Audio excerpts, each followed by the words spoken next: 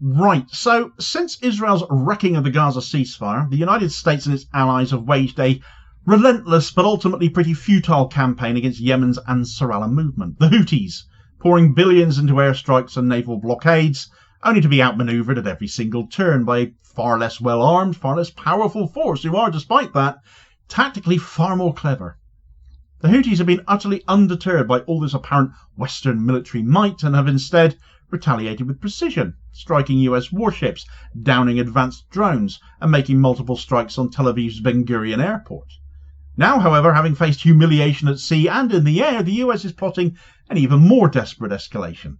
A ground invasion of Yemen, which will apparently be spearheaded by United Arab Emirates-backed militias, still holding out in Yemen since the end of the war with Saudi Arabia, and tacitly supported by the Saudis at that, the UAE essentially a puppet government of the House of Saud anyway. This strategy is not only reckless and pointless and all for the benefit of Israel and none for anyone else, but it is also doomed to fail. The Houthis have spent nearly a decade defeating Saudi Arabia and the UAE in a brutal war which the US also took part in, and nothing that has happened since, especially since the Gaza genocide began, implies otherwise. Worse still, Washington's actions have exposed the hypocrisy of its allies. Saudi Arabia, while publicly hesitant to join a full-scale ground offensive, has already launched airstrikes on Yemen, even as its officials meet with Iran at the same time to strengthen ties there. Meanwhile, the US is bribing Riyadh with promises of a civilian nuclear program, a privilege they are arguing the toss over with Iran, of course, again all for Israel's sake, in exchange for their cooperation in crushing the Houthis' resistance. So the stakes could not be higher right now. A US-backed ground invasion risks reigniting a catastrophic regional war that had ended in 2022, now potentially spreading all across the Arabian Peninsula on top of what Israel is doing, further destabilising the Middle East and deepening the humanitarian crisis in Yemen, itself triggered by the last war on them, all to protect Israel's genocide in Gaza. Yet despite all the machinations happening around them, the Houthis remain ever defiant. Right, so since the collapse of the Gaza ceasefire at Israel's hands, the US and UK have launched over 900 airstrikes on Yemen, targeting what they hope are Houthi military sites, but that have mostly targeted civilian infrastructure and port facilities. The goal was simple, or so the West thought: degrade the Houthis' ability to attack Israel-bound ships and US warships in the Red Sea, and job done, that's them taken care of. But time after time it's been proven to be an abject failure on all fronts, as the Houthis just kept coming back swinging. For US warships, for Israeli targets, notably Tel Aviv, most often since the ceasefire ended, Ben Gurion airport. The results, in short, have been expensively and militarily disastrous for Washington. For all of these strikes on Yemen, though, the Houthis always retaliate. They have carried out 78 drone and missile strikes against US naval vessels, including the USS Harry Truman and the newly arrived USS Carl Vinson now as well, along with their support craft. Even more devastating has been their success in downing now 21 MQ-9 Reaper drones, each costing the US $33 million. The latest two of these brought down within 24 hours of each other, all just adding to the staggering financial and strategic loss for the Pentagon in fighting the Houthis.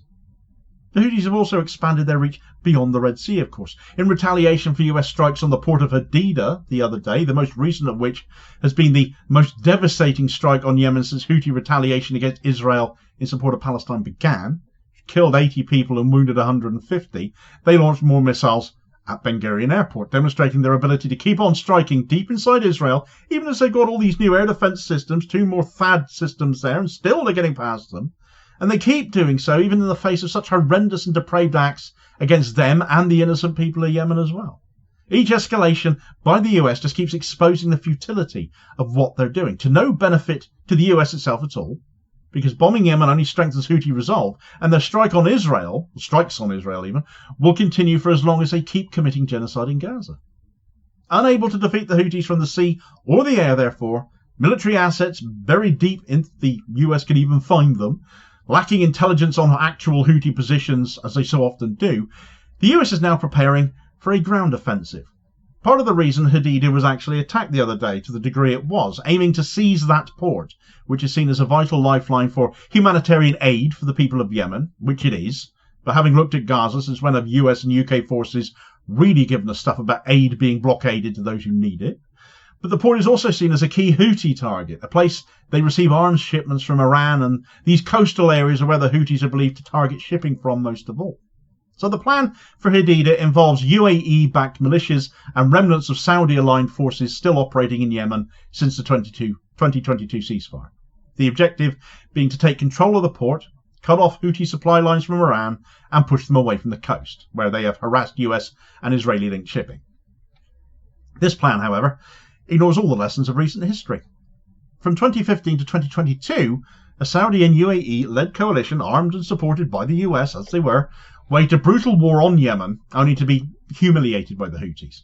Riyadh and Abu Dhabi suffered heavy losses, with the Houthis repeatedly striking Saudi oil facilities and even UAE cities with drones and missiles. The war ended not with a Saudi victory at all, but with a negotiated truce that left the Houthis in control of much of Yemen.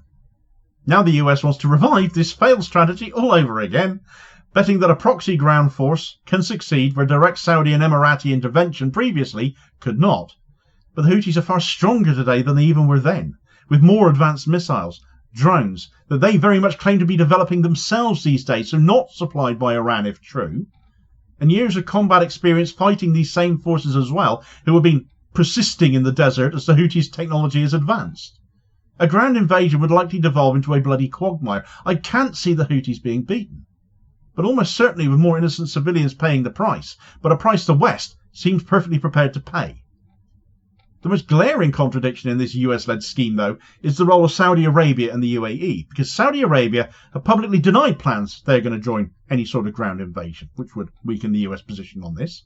Yet Saudi warplanes, at the same time, have been bombing Yemeni border areas following those US airstrikes on Hadida. So whose side are they on, though? Complicating this picture even further, Saudi Defense Minister Khalid bin Salman went to Iran, met with Supreme Leader Ali Khamenei in a historic Tehran visit, signalling Riyadh's attempts to balance relationships with both Washington and Tehran at the same time, even as the US and Iran are at odds with each other, let's say, with the Ayatollah apparently saying the nations of the Middle East should be sticking together.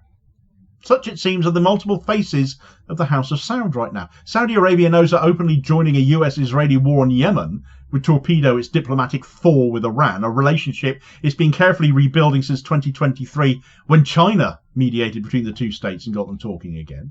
We're still siding with Israel against the Houthis, who framed their struggle as a defense of Palestine, will be a political disaster across the Arab world, where support for Gaza remains overwhelming.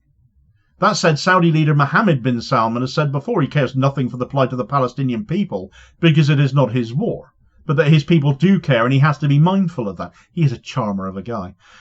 But then there comes another facet to this, with the US apparently now trying to bribe Saudi Arabia into compliance with them and with Israel, who, it should be noted, Saudi Arabia to this day still do not recognise, have not normalised ties with the US offering the Saudis a civilian nuclear program, which of course at the same time is something being vehemently denied to Iran as the US and Israel press for the end of their program, all despite international nuclear watchdogs saying there is no nuclear weapon being developed by Iran. It is all peaceful. And in fact, as I covered the other day, Iran has recently made several key breakthroughs in the field of nuclear medicine and the fight against cancer, such is the nature of some of their program.